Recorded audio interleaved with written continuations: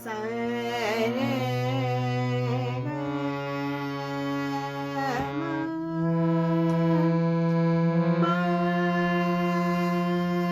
धा नी।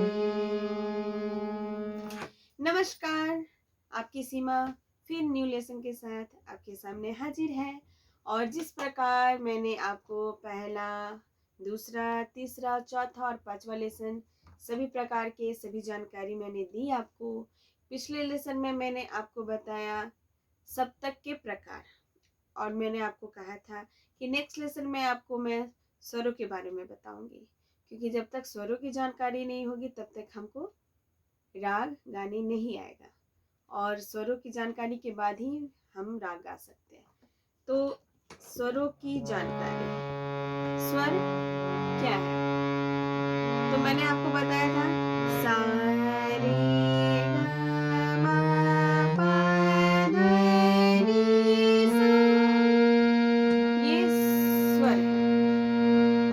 अब इन्हीं स्वरों में कुछ कोमल हैं, कुछ तीव्र हैं, और यही स्वर रागों में प्रयोग किए जाते हैं। इनके बिना राग का कोई महत्व नहीं। तो ये सा,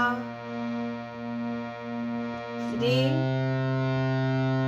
ग, मा, पा, धा, नी और सा। मैंने आपको बताया था मंद सप्तक, मध्य सप्तक, तार सप्तक। अब मैं स्वर बताती हूँ। तो 12 स्वर होते हैं, 12 स्वर होते हैं, जिसमें से आपके 7 जो है वह शुद्ध स्वर कहलाते हैं, और 5 स्वर है जो विकृत स्वर कहलाते हैं। तो उसमें से सा और पा, ये दोनों अचल स्वर कहलाते हैं, क्योंकि ये अपनी जगह से थोड़े से भी हटते नहीं हैं। और बाकी जितने भी स्वर हैं, जैसे रे, ग,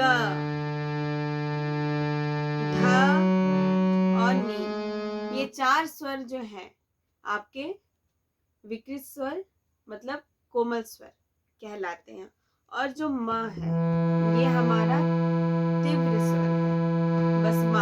अब ये देखिए, मैं बताती हूँ कि स्वर कहाँ रखे गए हैं। ये सा, इसके नीचे का ये कोमल रे, फिर शुद्ध रे, उसके बाद कोमल गा, फिर शुद्ध गा, फिर मा। मा में कोमल नहीं आता, तीव्र, वह एक स्वर ऊंचा रहता है। तो ये मा जो शुद्ध है, फिर ये तीव्र मा जो एक स्वर ऊंचा, फिर पा जो अपनी जगह से हटते नहीं है, फिर कोमल धा, फिर शुद्ध धा, फिर कोमल नी, फिर शुद्ध नी, और यहाँ तार सप्तक का सा। तो ये है सा, कोमल रे, शुद्ध रे, कोमल गा, शुद्ध गा, मा, तीव्र मा, पा, कोमल धा, ला, कोमल नी, शुद्ध नी, तार सप्तक का सा। तो ये सभी स्वर रागों में प्रयोग होते हैं, और इनके बिना कोई राग बन भी नहीं सकता।